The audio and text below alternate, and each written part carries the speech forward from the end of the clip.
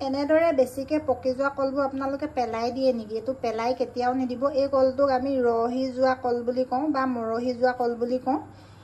এইটো কল আৰু এইটো এটা কলেয়া দেখিছেনে? এইটো খাব পৰা এনে নৰ্মেলি খাব বেয়া হয় আৰু বেছিকে পকিলে, গতিকে এনেকে পকি যোৱা কলবোৰ পেলাই নিদি ইয়াৰ দ্বাৰা আপোনালোকে ভাল এটা কেকৰ ৰেচিপি তৈয়াৰ কৰিব পাৰে। মই আপোনালোকক তাকে আজি বনাই দেখাম এই দুটা কলৰ পৰা দেই, চাই যাব। এফালে মই 4টা এয়া কণী লৈ লৈছোঁ আৰু কণীকেইটা মই এটা পাত্ৰত ভালদৰে ভাঙি ফেটি ল'ম। এফালে কণীকেইটা মই এনেকৈ বাকলিৰ পৰা উলিয়াই ল'লোঁ আৰু এতিয়া এডাল ব্লেণ্ডাৰে মই ইয়াত ব্লেণ্ড কৰি ল'ম ভালদৰে, একদম ফেন ওলোৱালৈকে। এয়া দেখিছেনে কণীখিনি মই এনেদৰে ফেন ওলোৱালৈকে ফেটি ল'লোঁ। এফালে মই এতিয়া ইয়াত দিম চেনি, একদম ভৰ্তিকে একাপ দিয়া নাই, যিহেতু কলকেইটা মানে বহুত মিঠা, সেয়েহে ভৰ্তিকে একাপ চেনি নাই দিয়া, ইমানটো জোখত একাপ মই চেনি দিছোঁ। আৰু চেনিখিনিও এবাৰ ভালদৰে ইয়াত মই মিহলি কৰি ল'ম।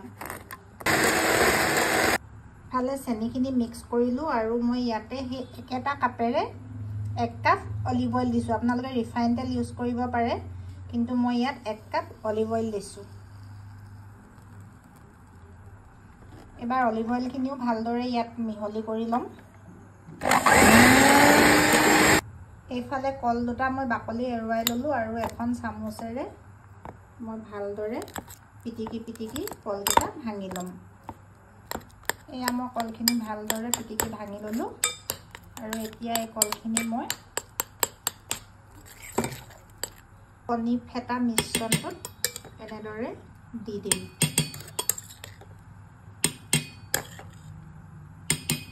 এবাৰ কলখিনিও এনেদৰে ভালদৰে মিহলি কৰি ল'ম।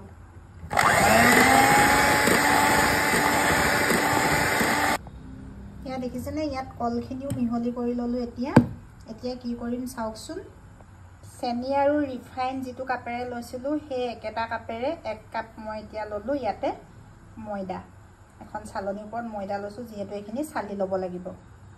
আৰু এফালে 2.5 ml এখন চামুচেৰে মই বেকিং পাউডাৰ ল'ম 3 চামুচ। ইয়াত 3 চামুচ বেকিং পাউডাৰ ল'লোঁ। এইফালে 1.25 ml চামুচেৰে বেকিং সোডা ল'ম 2 চামুচ আৰু এইখিনি ভালদৰে চালি ল'ম।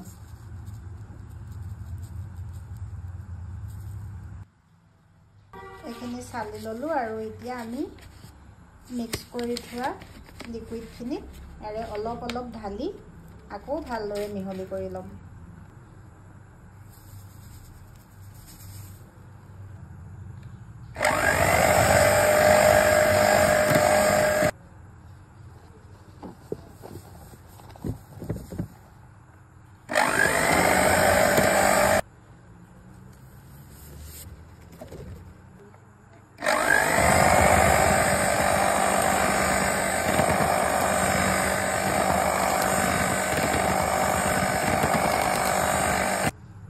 ধুনীয়াকৈ মোৰ মিশ্ৰণটো তৈয়াৰ হৈ গ'ল কেকৰ কাৰণে। আৰু ইয়াতে এতিয়া দিম অকণমান ঘি।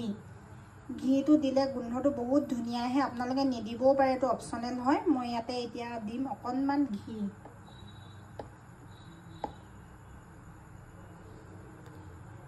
জাষ্ট এচামুচেই দিছোঁ।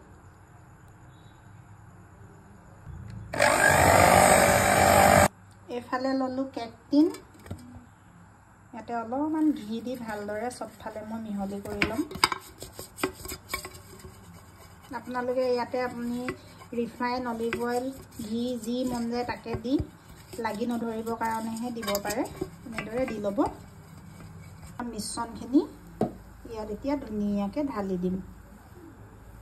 চাওকচোন, ইমানটোৱেই লিকুইড হ'ব লাগিব, ইয়াতকৈ অলপো ডাঠ হ'ব নালাগিব, ইয়াতকৈ পাতল হ'ব নালাগিব। তেতিয়া বহুত ধুনীয়া হ'ব কেকটো, সফ্ট হ'ব। মেজাৰমেণ্টটো পূৰা এইটো জোখৰ হ'ব লাগে। ইয়াত উঠা বাবুলবোৰ অলপ অলপ টকৰিয়াই মই বাবুলখিনি নোহোৱা কৰি ল'ম। এইফালে এতিয়া অভেনত ভৰাই দিম।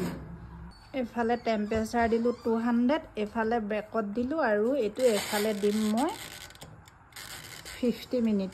ইফালে কেক পাতিলোঁ আৰু 50 মিনিটৰ পিছতহে চাম আৰু কেকটো কেনেকুৱা হৈছে আপোনালোকক দেখাই আছো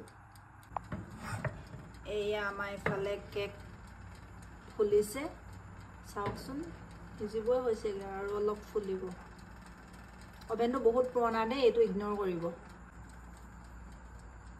এইডাল ষ্টিকে খুচি চাম ইয়াত যদি লাগি আহা নাই তেতিয়া আমাৰ কেক ৰেডি এয়া দেখিছেনে এয়া আমাৰ ষ্টিকডালত অলপো লাগি অহা নাই তাৰ মানে আমাৰ কেক ৰেডি এয়া ওভেনৰ পৰা উলিয়াই ঠাণ্ডা হ'বলৈ থৈ দিম এয়া চাওকচোন অলপ পিছত একদম উলিয়াই কাটিং কৰি দেখাই আছো দেই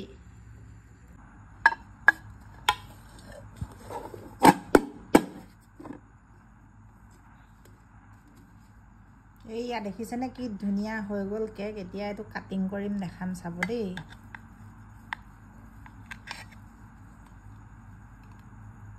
এয়া চাওক ইমান ধুনীয়া একদম সফট স্পঞ্জি কালাৰ ইমান ধুনীয়া চাওক এয়া আৰু এপিচ কৰি দেখাম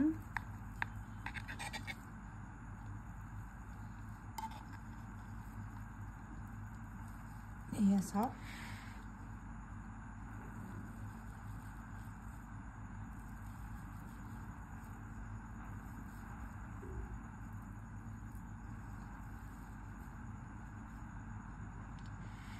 এয়া চাওক ইমান ধুনীয়া আমাৰ বানানা কেক ৰেডি হৈ গ'ল যদি কেকৰ ৰেচিপিটো ভাল লাগিলে তেনেহ'লে প্লিজ এটা সুন্দৰ কমেণ্ট কৰি দিব আৰু আপোনালোকেও এবাৰ বনাই চাব দেই আজিলৈ আহিলোঁ বাই